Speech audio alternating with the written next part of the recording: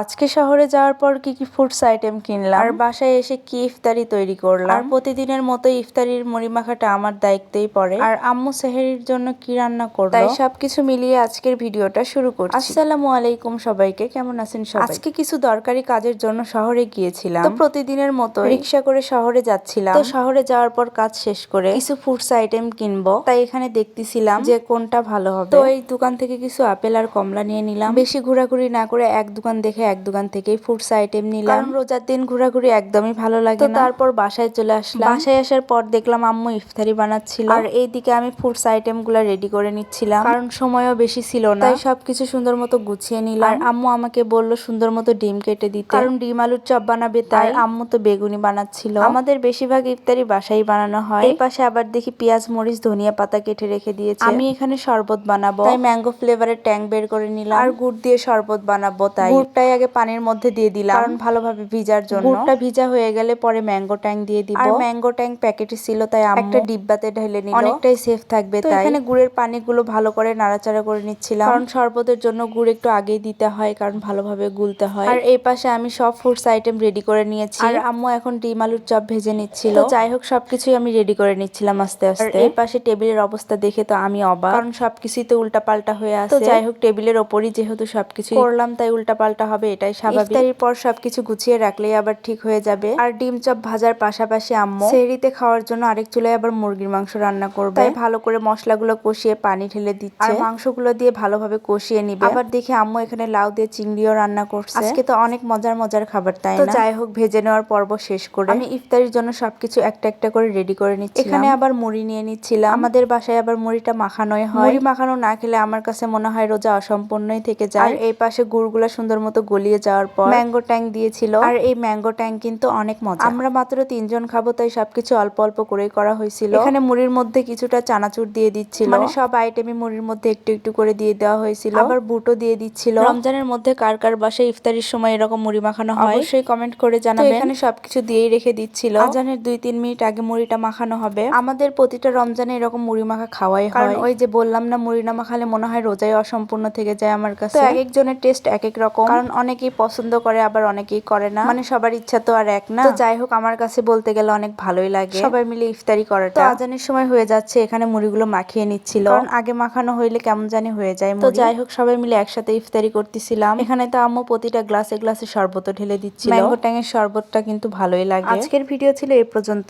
দেখা হবে নতুন কোনো ভিডিওতে। ভিডিওটি ভালো লাগলে অবশ্যই লাইক কমেন্ট শেয়ার করবেন। যারা ইউটিউব থেকে দেখছেন তারা অবশ্যই সাবস্ক্রাইব করবেন, আর যারা ফেসবুক থেকে দেখছেন তারা অবশ্যই ফলো করতে ভুলবেন না। আর আমার ভিডিওটা বেশি বেশি শেয়ার করবেন। ভালো থাকবেন সবাই, আল্লাহ হাফেজ।